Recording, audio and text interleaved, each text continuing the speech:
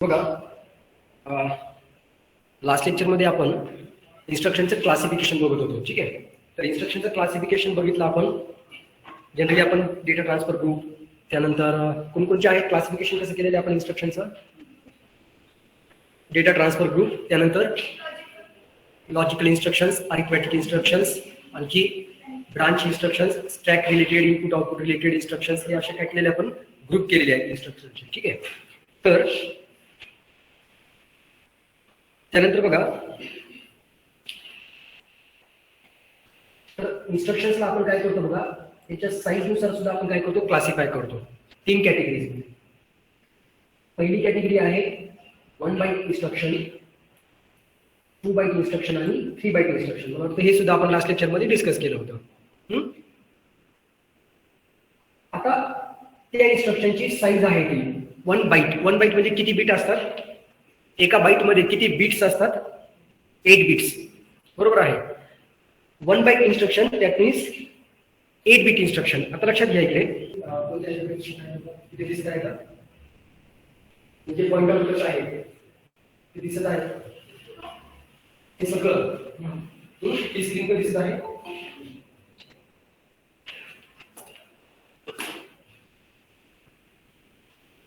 Okay, बघा इकडे आपण हे इन्स्ट्रक्शनच्या साईजनुसार क्लासिफिकेशन केलेलं आहे. 1 बाईट इन्स्ट्रक्शन, 2 बाईट इन्स्ट्रक्शन आणि 3 बाईट इन्स्ट्रक्शन. ऍक्च्युअली क्लासिफिकेशन कसं आहे बघा, ज्यावेळेस आपण मायक्रोप्रोसेसरचे पूर्ण इन्स्ट्रक्शन स्टेट स्टडी करू त्यावेळेस तुम्हाला लक्षात येईल की आता इकडे बघा, सपोज 1 बाईट इन्स्ट्रक्शन काय आहे, 2 बाईट इन्स्ट्रक्शन काय आहे, हा टॉपिक मी स्टेट करतो. ठीक आहे, आता समजा हे एक मेमरी ड्रॉ केलेली आहे. मेमरीचा स्टार्टिंग ऍड्रेस काय असतो, 4 टाइम्स 000H, बरोबर आहे. This is the starting address of the memory location. What is the ending address of the memory location? It is just 4 times H. बरोबर आहे.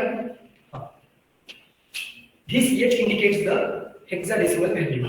Number system आहे ते सर्वांना बायनरी नंबर सिस्टम असते, decimal number system, octal, hexadecimal असते. हे H काय indicate करतो की ह्या हेक्स व्हॅल्यूज आहेत. ठीक आहे, एक हेक्स व्हॅल्यूचे इक्विव्हॅलेंट 4 बायनरी बिट्स असतात. टोटल बायनरी बिट्स किती आहेत तर 16. म्हणून हा ऍड्रेस 16 बिट्सचा आहे. समजतंय, हे तर झालं त्याच्या ऍड्रेसेस बद्दल. टोटल अशा आपल्याकडे किती आहे, 65,536 अशा ऍड्रेसेस आहेत. म्हणजे याचा नेक्स्ट मेमरी लोकेशन काय असेल, 0001H असं करत करत करत ते या आपल्याकडे पूर्ण त्याची रेंज आहे मेमरी लोकेशनची. ठीक आहे, ओके. मी तुम्हाला काय सांगितलं बघा, मेमरी इज बाईट ओरिएंटेड.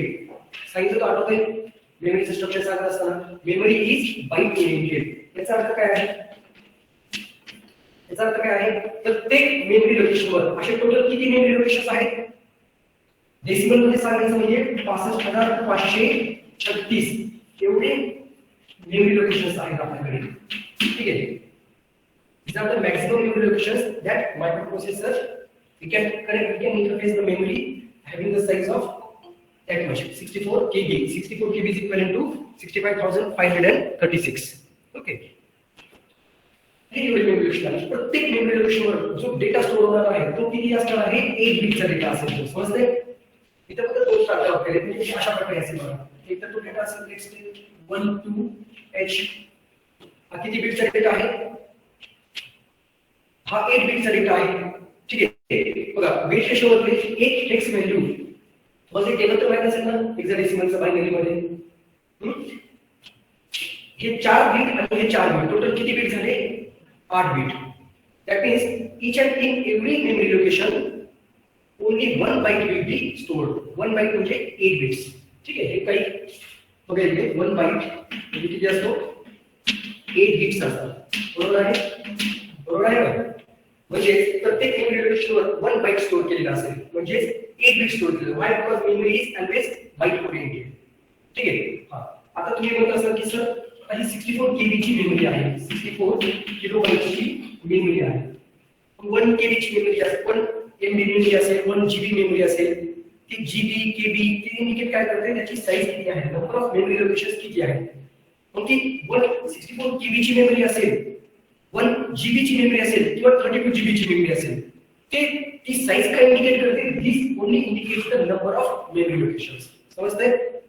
ते फक्त मेमरी लोकेशन इंडिकेट करणार. प्रत्येक मेमरी लोकेशनवर मात्र डेटा जो स्टोअर असतो त्याची साईज काय असते? 8 बिट असते. समजतंय? Because memory is byte oriented. आपण 8085 बघतोय. 8085 मॅक्सिमम किती मेमरीला आपण 8085 मॅक्सिमम किती मेमरी क्रिएट करू शकतो? 64 KB. म्हणजे युनिक किती मेमरी लोकेशन असतील? तर ह्या 64 KB ला कन्वर्ट केलं आहे डेसिमल मध्ये, म्हणजे 65,536 अशी युनिक मेमरी लोकेशन असतील. आणि हेच मेमरी लोकेशन म्हणजे त्या मेमरीची साईज असते. इथे ही साईज आपण कशामध्ये एक्सप्रेस केली आहे? KB मध्ये. कारण आपण जो मायक्रोप्रोसेसर स्टडी करतोय तो केव्हाचा आहे? 1972 चा आहे. समजतंय? आता आहे 2021. आपण प्रोसेसर कधीचा स्टडी करतोय? 1972 चा. ठीक आहे. त्यावेळेस जी साईज असायची मेमरीची ती किलोबाईट मध्ये, हार्डली मेगाबाईट मध्ये असायची, MB मध्ये. जसं ऍडव्हान्समेंट होत गेली सेमीकंडक्टर टेक्नॉलॉजीज मध्ये जशी ऍडव्हान्समेंट होत गेली तसं मेमरीची साईज काय होत गेली? प्रत्येक वेळेस दुप्पट. तर 4 वर्षाला वगैरे ही मेमरीची साईज काय होत गेली? दुप्पट होत गेली. सध्या बघा आता 64 KB कॉमन आहे, 128 KB पण कॉमन आहे, सॉरी 128 GB सध्या कॉमन आहे. ते जर तुम्ही 4 वर्षांपूर्वी 5 वर्षांपूर्वी बघितलं असतं तर त्यावेळेस 16 GB ही मेमरी कॉमन असायची. आता 16 GB कुणी प्रेफर करतं का? नाही. सध्या काय ट्रेंड चालू आहे? 64 किंवा 128 GB मेमरी. म्हणजे लक्षात येते 4 वर्षांमध्ये तर 4 वर्षांमध्ये म्हणजे दर 4 वर्षाला काय होते? कॅपॅसिटी दुप्पट होत आहे. आता काही दिवसानंतर 512 KB, 512 GB, 1 GB म्हणजे तर काहीच कॉमन म्हणजे मेमरी हे सांगायला तुम्हाला जस्ट मेमरी सांगतो. ठीक आहे. तसं तर आहे सध्या अवेलेबल आहे ते. ठीक आहे. आता लक्षात घ्या, आपल्याला सांगायचं काय करायचंय? हे इन्स्ट्रक्शन्स. आता ज्या इन्स्ट्रक्शनची साईज 1 बाईट आहे म्हणजे तो इन्स्ट्रक्शनचा ऑपकोड स्टोअर करण्यासाठी, त्या इन्स्ट्रक्शनचा ऑपकोड स्टोअर करण्यासाठी एक मेमरी लोकेशन सफिशियंट आहे. कारण एका मेमरी लोकेशनवर 1 बाईटचा डेटा म्हणजे 1 बिटचा डेटा स्टोअर होत असतो. त्या इन्स्ट्रक्शनला स्टोअर करण्यासाठी एक मेमरी लोकेशन सफिशियंट आहे. तर त्याला आपण काय म्हणतो? 1 बाईट इन्स्ट्रक्शन. जसं की तिथे एक एक्झाम्पल दिलेले बघा इथे.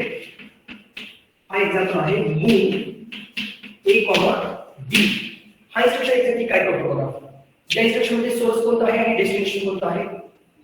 सोर्स कोणता आहे? B register. डेस्टिनेशन कोणता आहे? A register. आणि हा इन्स्ट्रक्शन कोणत्या कॅटेगरीमध्ये येतो? डेटा ट्रान्सफर मध्ये येतो. म्हणजे याच्यामध्ये काय होईल? The contents of register B will get copied into register A. म्हणजे B ची साईज किती आहे? 8 बिट. म्हणजे याच्यामध्ये 8 बिट किंवा याला म्हणतो 1 बाईट हा कशामध्ये कॉपी केला जाईल? रजिस्टर A मध्ये. आता लक्षात घ्या, जसं की तुम्हाला सांगतोय हे मेमोनिक आहे. MOV काय आहे? मेमोनिक. हा डेस्टिनेशन आहे आणि हा सोर्स आहे. हे आपल्याला समजतंय. ठीक आहे. आपण ऍज अ प्रोग्रामर आपल्याला हे समजतंय. पण मायक्रोप्रोसेसरला ही लँग्वेज समजत नाही. मायक्रोप्रोसेसरला काय पाहिजे? फक्त 0 आणि 1 ची लँग्वेज पाहिजे, बायनरी लँग्वेज पाहिजे. ठीक आहे. मग या इन्स्ट्रक्शन साठी एक इक्विव्हॅलेंट कोड असतो. ठीक आहे. आता इथे दिलेला बघा कोड किती आहे? 78H. तर मायक्रोप्रोसेसरच्या मेमरीमध्ये हा इन्स्ट्रक्शन स्टोअर केलेला आहे. म्हणजे त्याच्या मेमरीमध्ये 78H ही व्हॅल्यू स्टोअर केलेली असेल. याला काय म्हणतो आपण? त्याचा ऑपकोड. ऑपकोडचा नाव काय आहे? Operation code. आणि हाच ऑपकोडला तो डिकोड करतो. आणि यालाच डिकोड केल्यानंतर मायक्रोप्रोसेसरला समजते एक्झॅक्टली कोणतं ऑपरेशन परफॉर्म करायचं. जेव्हा आपण बघितलं होतं बघा त्याची जेव्हा आपण आर्किटेक्चर डायग्राम बघत होतो, तर आर्किटेक्चर डायग्राम मध्ये किती डिकोडर ब्लॉक होता. आठवतंय का? इन्स्ट्रक्शन रजिस्टरच्या नंतर डिकोडर ब्लॉक होता. तुम्ही त्याच्यामध्ये सांगितलं इन्स्ट्रक्शन रजिस्टर मध्ये हा ऑपकोड लोड केला जातो आणि हा ऑपकोड लोड केल्यानंतर कुठे पाठवला जातो? डिकोडर ब्लॉकला. डिकोडर काय करतो? ह्या कोडला डिकोड करतो आणि tells the microprocessor which operation to perform. कसं ऍडिशन करायचंय, सबट्रॅक्शन करायचंय, डेटा ट्रान्सफर करायचंय, इन्व्हर्ट करायचंय, ऍड करायचंय, ऑर करायचंय, हे कशावर करणार पाहिजे प्रोसेसरला? ह्या कोड वरून करणार, ह्या ऑपकोड वरून करणार. ठीक आहे. जेव्हा हा डिकोड करेल 78 ला लगेच त्याला अंडरस्टँड होईल की रजिस्टर बी ची कंप्लीट रजिस्टर मध्ये काय करायचं आहे? कॉपी करायची. That's it. हा ऑपकोड कुठे स्टोअर केलेला असतो? त्या मेमरी लोकेशन मध्ये. सपोज हा तो मेमरी लोकेशन आहे आणि इथे तो ऑपकोड स्टोअर केलेला आहे. म्हणजे बघा हा एक इन्स्ट्रक्शन स्टोअर करण्यासाठी एक मेमरी लोकेशन सफिशियंट आहे. Or you can say this instruction occupies only one memory location. That's why it is called as 1 byte instruction. समजतंय? त्यानंतर बघा पुढचं बघा 2 बाईट इन्स्ट्रक्शन आहे.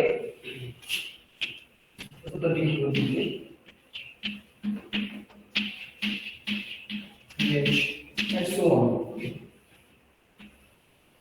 आता बघा पुढचा इन्स्ट्रक्शन बघा, इन्स्ट्रक्शन 2 बाईट इन्स्ट्रक्शन मध्ये दिलेलं आहे MVI D, इथे कोणतीही व्हॅल्यू घेऊ शकतो आपण, स्टेप 0 to H. आता इकडे लक्ष द्या. आता हा MVI म्हणजे काय आहे, मूव इमिडिएट. ठीक आहे, हा इन्स्ट्रक्शन आणि हा प्रीवियस इन्स्ट्रक्शन मध्ये डिफरन्स काय आहे, तिथे आपण काय केलं होतं, रजिस्टर A मध्ये आपण ती व्हॅल्यू स्टोअर केली होती. म्हणजे अशा प्रकारे इन्स्ट्रक्शन होतं ना तो प्रीवियस इन्स्ट्रक्शन, A, B अशा प्रकारे इन्स्ट्रक्शन होतं, बरोबर आहे. याच्या अगोदरचा इन्स्ट्रक्शन बघा अशा प्रकारे होता, बरोबर आहे का. यामध्ये काय केलं होतं, रजिस्टर B चे कंटेंट्स रजिस्टर A मध्ये कॉपी केले होते. आपल्याला माहिती आहे याचे कंटेंट्स काय आहे, नाही आपल्याला फक्त माहिती आहे की रजिस्टर B आणि रजिस्टर A या दोघांमध्ये डेटा ट्रान्सफरचं ऑपरेशन होत आहे. इथे मात्र तुम्हाला इमिडिएट डेटा स्पेसिफाय केलेला आहे. This I indicates the immediate addressing mode. Immediate addressing mode म्हणजे काय असतो, त्याच इन्स्ट्रक्शन मध्ये इमिडिएट डेटा स्पेसिफाय केलेला असतो. कोणत्या डेटावर ऑपरेशन परफॉर्म करायचे डायरेक्टली तो डेटा त्याच इन्स्ट्रक्शन मध्ये स्पेसिफाय केलेला असतो, त्याला आपण म्हणतो इमिडिएट ऍड्रेसिंग मोड.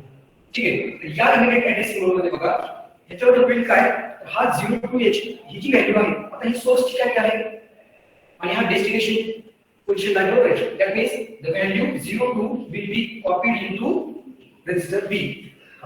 आता लक्षात घ्या, तर यासाठी हा इन्स्ट्रक्शन 2 बाईट इन्स्ट्रक्शन का आहे, this is a 2 byte instruction.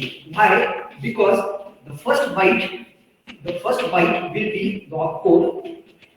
पहिला बाईट काय असेल तर त्याचा ऑपकोड असेल, समजतंय. आणि जो दुसरा बाईट आहे second byte, this is the first byte which is nothing but opcode.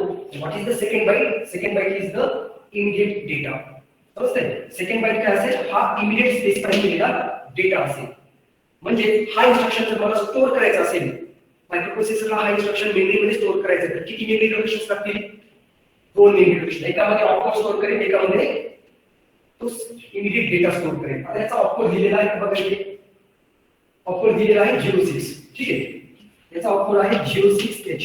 म्हणजे हा इन्स्ट्रक्शन बघा MVI D, 02 हा इन्स्ट्रक्शन जेव्हा मेमरी मध्ये स्टोअर करायचा आहे त्यावेळेस तो कशा प्रकारे स्टोअर केला जाईल, 06H आणि त्याचा नेक्स्ट इमिडिएट जो मेमरी लोकेशन आहे तिथे काय असेल, हा डेटा 0 to H. तर आता बघा हा इन्स्ट्रक्शन स्टोअर करण्यासाठी किती मेमरी लोकेशन ऑक्युपाय केले, या इन्स्ट्रक्शनने किती मेमरी लोकेशन ऑक्युपाय केले, 2. ठीक आहे, बघा हा कंप्लीट इन्स्ट्रक्शन झाला, समजतंय. 0602 हा काय झाला, आता कंप्लीट इन्स्ट्रक्शन झाला. कोणता इन्स्ट्रक्शन, हा एक इन्स्ट्रक्शन. म्हणजे हा किती बाईटचा इन्स्ट्रक्शन आहे, this will be a 2 byte instruction. समजतंय का 2 बाईट इन्स्ट्रक्शन आहे, कारण 2 मेमरी लोकेशन ऑक्युपाय केले. पहिल्या मेमरी लोकेशन मध्ये काय असेल, त्या इन्स्ट्रक्शनचा ऑपकोड असेल. ऑपकोड म्हणजे काय असतो, ऑपकोड काय सांगतो मायक्रोप्रोसेसरला की एक्झॅक्टली कोणतं ऑपरेशन परफॉर्म करायचं आहे. समजतंय, जेव्हा तो 06 या इन्फॉर्मेशनला डिकोड करेल त्यावेळेस त्याला लक्षात येईल की इथे कुठेतरी इमिडिएट डेटा स्पेसिफाय केलेला आहे आणि तो इमिडिएट डेटा ह्या पुढच्या मेमरी लोकेशन मध्ये स्टोअर केलेला आहे. हा डेटा मायक्रोप्रोसेसर काय करेल, आता बी रजिस्टर मध्ये कॉपी करेल. समजतंय, हा इन्स्ट्रक्शन आता जेव्हा आपण प्रोग्रामिंग करतो बघा, तर एडिटर मध्ये आपण हा प्रोग्राम टाइप करतो. समजतंय, ज्यावेळेस आपण बर्न करतो तर तो अशा प्रकारे तो प्रोग्राम बर्न होत असतो त्याच्या मेमरीमध्ये. समजतंय, म्हणजे हा किती बाईटचा इन्स्ट्रक्शन आहे, 2 बाईट इन्स्ट्रक्शन आहे. ठीक आहे, त्यानंतर आणखी एक इंटरेस्टिंग एक्झाम्पल आहे. तुमचं एक्झाम्पल बघायचे 3 बाईट इन्स्ट्रक्शन. ठीक आहे, एक्झाम्पल दिलेला आहे JMP. तेच एक्झाम्पल कंटिन्यू करतो. JMP 6200H. आता मला सांगा, आता बघा this is a jump instruction. Okay, हा जंप इन्स्ट्रक्शन म्हणजे काय सिम्पली सांगतो बघा कसं ऑपरेट होतो. आता समजा हा मेन प्रोग्राम आहे, हे मेन प्रोग्रामचे इन्स्ट्रक्शन्स आहेत आणि ते इन्स्ट्रक्शन आहे. जेव्हा तो जंप इन्स्ट्रक्शन, जेव्हा मायक्रोप्रोसेसर जंप इन्स्ट्रक्शन एक्झिक्यूट करतो डायरेक्टली तो काय करतो, या मेमरी लोकेशन पासून पुढचे इन्स्ट्रक्शन एक्झिक्यूट करायला स्टार्ट करतो. समजा इथं आहे तो मेमरी लोकेशन 6200H. ठीक आहे, आणि इथे आहे 6000H. मग काय करेल, हे मधले सर्व इन्स्ट्रक्शन काय करेल, तो सिम्पली स्किप करेल आणि डायरेक्टली जंप कुठे करेल, या मेमरी लोकेशन मध्ये. म्हणजे मधले इन्स्ट्रक्शन सगळे काय केले त्यांनी स्किप केले आणि या इन्स्ट्रक्शन पासून पुढचे इन्स्ट्रक्शन काय करायला तो एक्झिक्यूट करायला स्टार्ट करेल. समजतंय, हा सिम्पली जंप इन्स्ट्रक्शन आहे. आता हा जंप इन्स्ट्रक्शन काय सांगतो मायक्रोप्रोसेसरला की काही इन्स्ट्रक्शन स्किप करायचे आहेत, डायरेक्टली एक्झिक्यूशन कुठे करायचं आहे, या मेमरी लोकेशन पासून. म्हणजे हा काय आहे स्पेसिफाय केलेला मेमरी लोकेशन आहे. मेमरी लोकेशन किती बाईटचा असतो, मेमरी लोकेशन किती बाईटचा असतो, किती बाईटचा असतो रे, मेमरी लोकेशन किती बाईटचा असतो? 15 बाईट. किती बाईटचा असतो? सांगा मला. मेमरी लोकेशन किती बाईटचा असतो?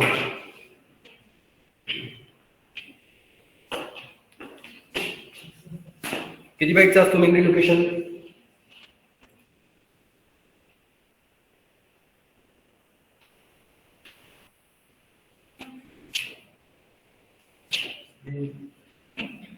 बरं बुद्धीच रे. सांगून काय झालं? 16 बीट और 2 बाइट. अरे हे 1 बाइट म्हणजे काय असतो? 8 बीट्स असतात, बरोबर आहे. मेमरी लोकेशन कितीचा असतो? 16 बीट्सचा असतो. म्हणजे तुम्ही असं म्हणू शकता की त्याला बाइट मध्ये सांगायचं असेल तर 2 बाइट असतात ना. मेमरी लोकेशन साइज किती आहे? 2 बाइट. मी ह्यावेळेस बीटच्या ऐवजी काय करतो म्हणून बाइट मध्ये विचारतो. ठीक आहे. तर काय करायचं माहिती? आता हा इन्स्ट्रक्शन स्टोअर करायचा आहे मेमरी मध्ये. तर कशा प्रकारे स्टोअर केलं जाईल बघा. फर्स्ट मेमरी लोकेशनवर काय असेल तर ऑपकोड स्टोअर केलेला असेल. या इन्स्ट्रक्शनचा ऑपकोड, बरोबर आहे. या इन्स्ट्रक्शन मध्ये जंप इन्स्ट्रक्शनचा ऑपकोड. जंप इन्स्ट्रक्शनचा ऑपकोड काय आहे बघा तिथे.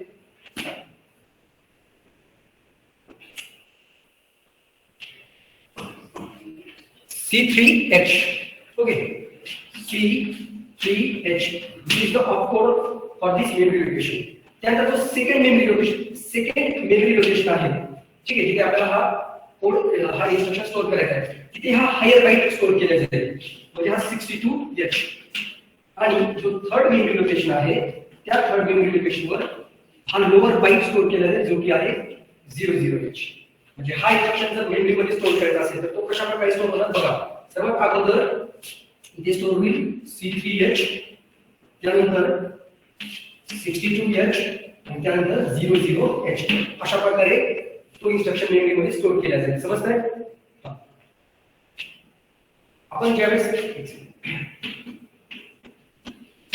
ज्यावेळेस एडिटर मध्ये प्रोग्राम लिहितो ना, त्यावेळेस फक्त एका लाईन मध्ये इन्स्ट्रक्शन आपण लिहितो. पण ज्यावेळेस स्टोअर करतो मायक्रोप्रोसेसर मेमरी मध्ये, त्यावेळेस किती मेमरी लोकेशन ऑक्युपाय करत आहे? 3 मेमरी लोकेशन. पहिला मेमरी लोकेशन काय असेल? ऑपकोड. ऑपकोड मध्ये तो मायक्रोप्रोसेसरला की जंप करायचा आहे. जंप कुठे करायचे? पुढच्या 2 मेमरी लोकेशन्सवर, 62 आणि 00. आणि ह्या 2 डेटाला आता तो ॲज मेमरी लोकेशन किंवा ऍड्रेस असं कन्सिडर करणार तो. आणि ह्या ऍड्रेसवर डायरेक्टली हा जो ऍड्रेस आहे हा प्रोग्राम काउंटरमध्ये लोड करणार आणि तिथून पुढची त्या प्रोग्राम काउंटरमध्ये पीसी मध्ये लोड करणार ही व्हॅल्यू. आणि त्यानंतर पुढचं एक्झिक्युशन कुठून करणार? या ऍड्रेसवर पासून करणार. समजतंय का? ठीक आहे. तर हा आहे 3 बाइट इन्स्ट्रक्शन. समजलं 3 बाइट इन्स्ट्रक्शन का आहे? कारण 1 बाइट कशासाठी लागतो? ऑपकोडसाठी. राहिलेले 2 बाइट कशासाठी लागतात? की 16 बिट्स किंवा 2 बाइट्स स्टोअर करण्यासाठी. म्हणून हा 3 बाइट इन्स्ट्रक्शन आहे. समजतंय?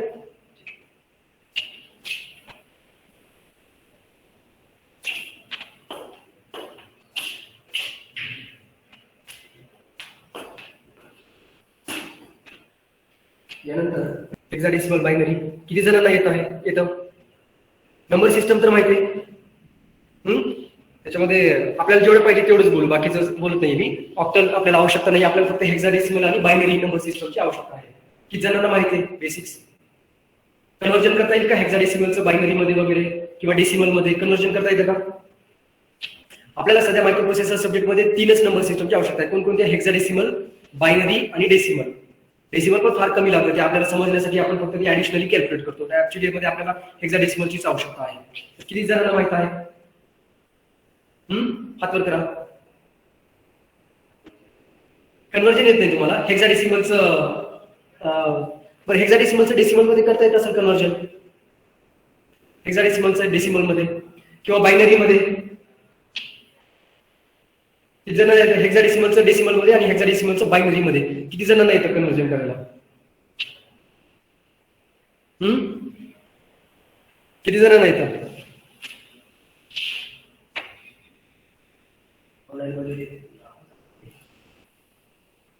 बायनरी नंबर सिस्टम मध्ये आणि डेसिमल नंबर सिस्टम मध्ये.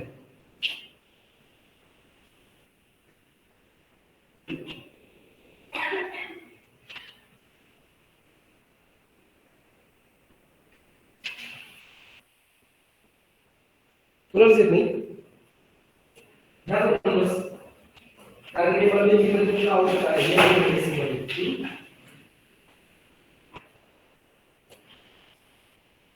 काय करा इकडे आपण हे कंप्लीट करू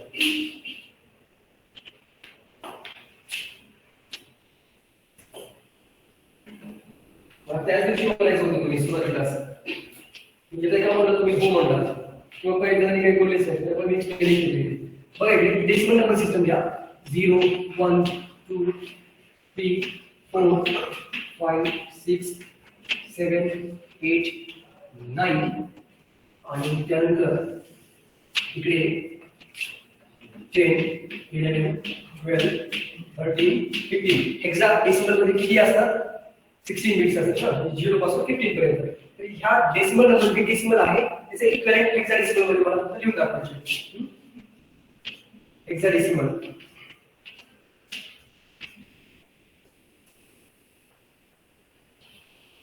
आणि इमिडिएटली त्याचे बायनरी मध्ये घेऊन जातो ठीक आहे तिने एक सोबत दिसलं अशी जागा सोडली तुम्ही इथे हेक्साडेसिमल करायचं बघा इथे हे आहे डेसिमल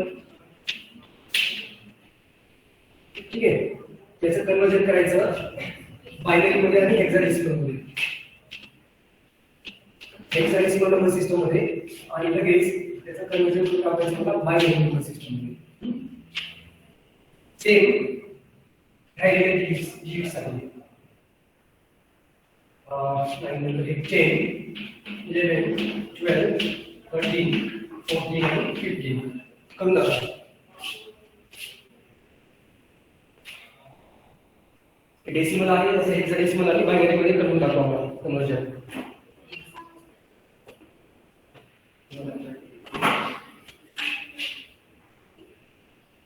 6 7 8 9 इकडे मात्र चेंज होतो हेक्साडेसिमल नंबर सिस्टम मध्ये 10 साठी कोणता हेक्साडेसिमल नंबर आहे नंबर आहे का कॅरेक्टर आहे ते कोणता आहे A B C D E आणि F मी मेमरी लोकेशन मध्ये ऍड्रेस घेतला होता बघा F H तेही F आहे ते कॅरेक्टर H आहे ठीक आहे हे समजलं बायनरी मध्ये कन्वर्जन करायचं बायनरी मध्ये करू शकता तुम्ही आता एक लक्षात घ्या हे हेक्साडेसिमल नंबर सिस्टम आहे ना तर एकासाठी 4 इक्विव्हॅलेंट बायनरी बिट्स येतात समजतंय मग ह्या 0 साठी काय येईल 0 0 0 0 ठीक आहे इथं बी लिहायला तुम्ही हे काय इंडिकेट करतं बी बायनरी नंबर आहे आणि याच्यासमोर तुम्ही इथे एच लिहू शकता इथे म्हणजे हा हेक्स नंबर आहे ठीक आहे तसं तर प्रत्येकाला लिहायची आवश्यकता नाही आहे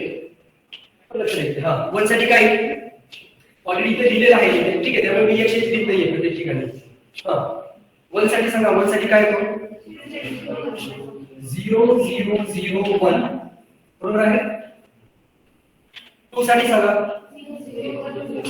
0 0 1 0 हा 3 साठी सांगा 0 अरे 3 आहे 0 0 1 1 बरोबर आहे का हे 2 आणि 3 हा त्यानंतर 4 साठी सांगा 0 1 0 0 4 साठी 5 साठी सांगा 0 1 0 1 6 साठी सांगा 0 1 1 0 6 साठी 7 साठी सांगा 0 ट्रिपल 1 हे बघा 1 अधिक 2 अधिक 4 किती होतात 7 ज्यांना माहिती नाहीये बघा इथे लिहून देतो मी की बायनरी नंबर सिस्टम ठीक आहे इथे काय लिहिलं बघा हा 1 हा 2 असतो हा 4 असतो आणि हा किती असतो 8 असतो समजतंय इथे माहितीये का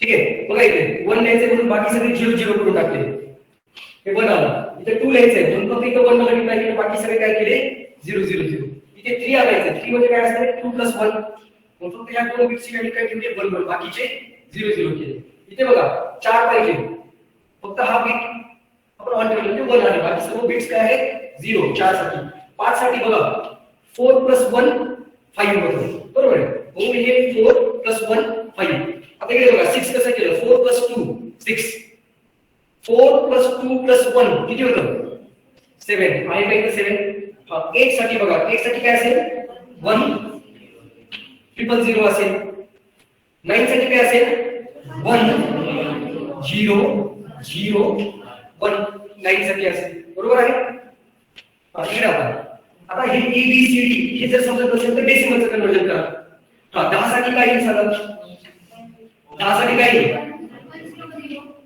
10 आहे ना म्हणजे 8 आणि 2 10 8 साठी हा पहिला 1 येईल देन 4 साठी 0 बरोबर आहे 2 साठी 1 आणि पुन्हा 1 साठी 0 म्हणजे बघा 8 आणि 2 किती झाले 10 झाले 11 साठी 11 म्हणजे काय 8 + 2 + 1 8 + 2 + 1 8 + 2 + 1 बरोबर आहे 12 साठी 12 म्हणजे काय 8 + 4 8 साठी 4 साठी आणि हे दोन 0 समजतंय 13 म्हणजे काय 8 + 4 + 1 बरोबर आहे 8 4 1 8 + 4 + 1 14 साठी 8 + 4 + 2 बरोबर आहे 8 + 4 + 2 8 + 4 + 2 आलं लक्षात आणि 15 साठी काय 8 + 4 + 2 + 1 ठीक आहे 8 + 4 + 2 + 1 और 1 म्हणून बरोबर आहे का 8 + 4 + 2 + 1 ठीक आहे लिहून घ्या फास्ट लिहून घ्या